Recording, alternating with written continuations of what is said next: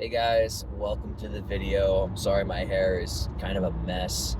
I had the realization over the last couple months, well, longer than that to be honest. That's totally a cope. For a while, I realized that my freaking hair is starting to fall out slash receding right along the widow's peak. And if my hair is grown out a little bit and messy, it kind of hides it. But like today, I didn't do the best job taking care of it all week, not just today.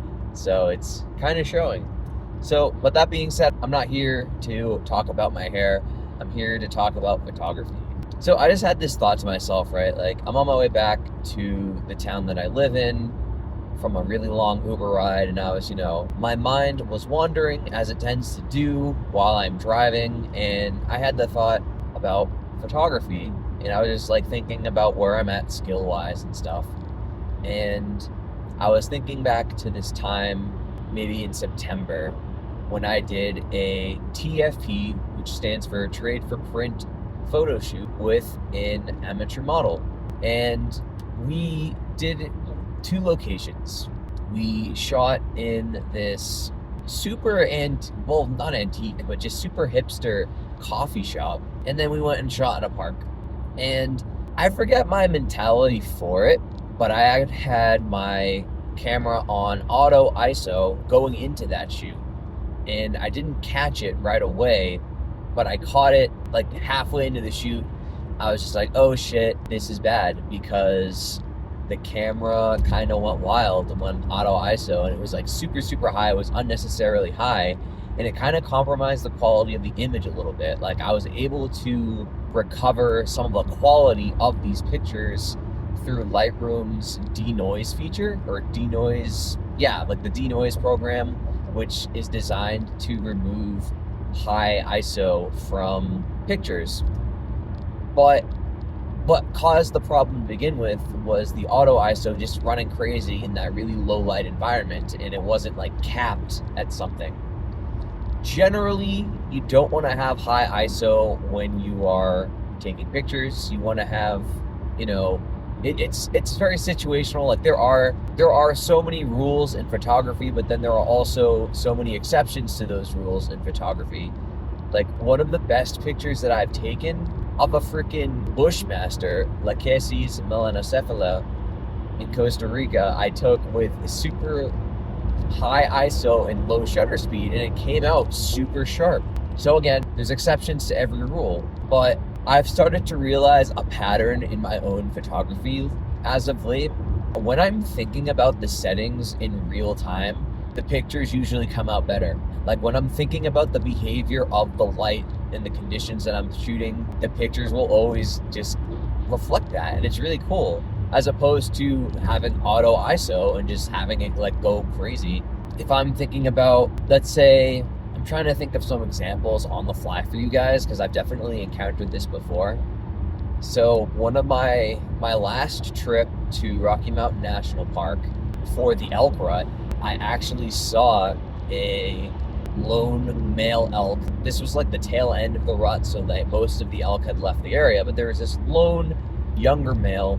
You could tell that he was on his own because he wasn't big enough to have his own harem or anything. But, the sun was just coming up over the mountains, so I had just enough light to work with where I could actually get this dude in good lighting.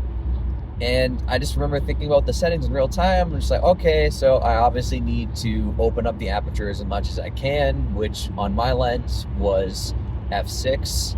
And because I was capped there, that means that the shutter speed and the ISO are all that I can play with. So because I was zoomed in all the way, I had to double the shutter speed from that. So like, my lens has a max of 600 millimeters, so I had to do the shutter speed at like 1/1200, and then that means the ISO is the only thing that I can compensate with from that point, because the other 2 settings are basically capped, so the ISO will determine how the rest of the image will come out.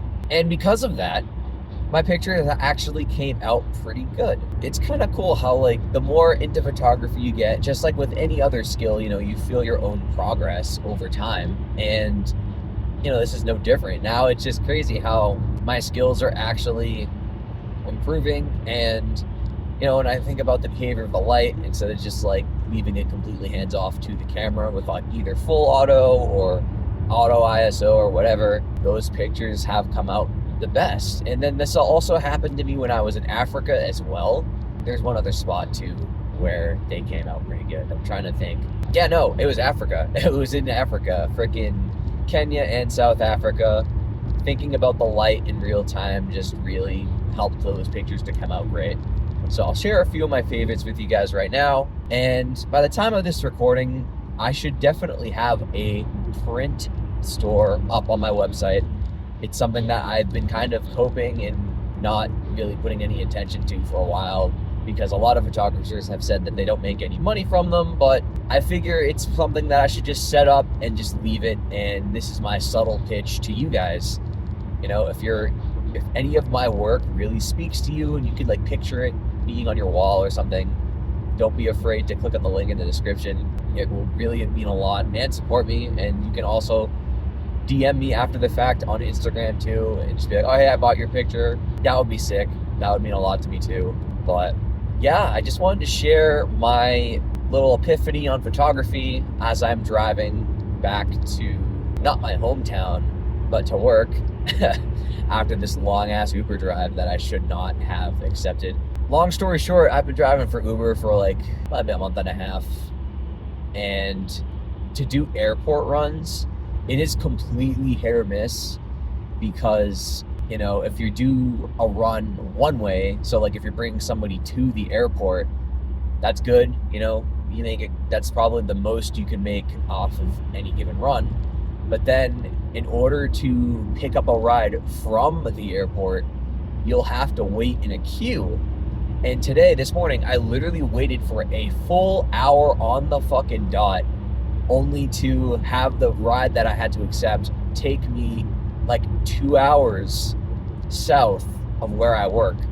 So, and I didn't have to accept that ride, so that's completely on me. I got to take responsibility for just accepting it, because like the app kind of gets in your head a little bit, because it's just like, it almost has like not an official karma, but it does have a karma where like if you don't accept rides, it'll hurt your karma as you're like leveling up in the Uber tiers. It's kind of bullshit, but anyways,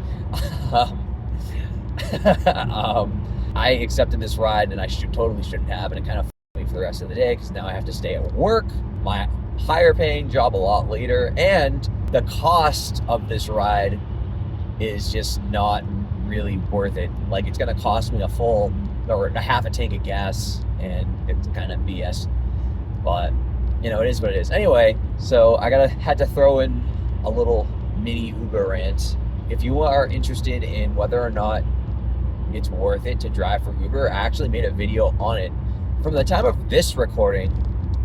I think I did it like last month, and I still hold to that view, so go check that out. I put a link to it in the description. But in any case, I hope you are having a fantastic day, and I will catch you in the next one.